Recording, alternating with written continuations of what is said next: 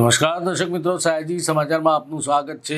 એક સમયે આજથી કદાચ 50 વર્ષો પહેલાં વડોદરા એના પહોળા રસ્તાઓ માટે જાણીતું હતું, પરંતુ શહેરના રસ્તાઓ તો સામાન્ય રીતે સાંકડા હોય અને એમાંય લહેરીપુરા ન્યૂ રોડ।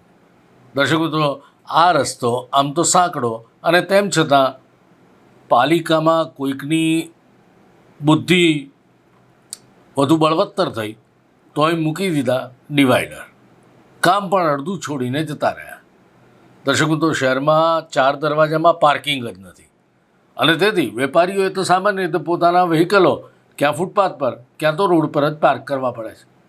એને કારણે રોજ ટ્રાફિક જામની સમસ્યાઓ સર્જાય છે, બલકે હેવી ટ્રાફિક હોય છે। દર્શક મિત્રો, ડિવાઈડર પર કલર કર્યો હોતો નથી, કલર હોય છે દેખાતો નથી। એને કારણે આજે એક ટેમ્પો ચાલકે ડિવાઈડર પર ટેમ્પો ચડાવી દીધો અને દર્શક મિત્રો, મોટો ધડાકો થતાં અવાજ આવતા લોકો પણ દોડી આવ્યા।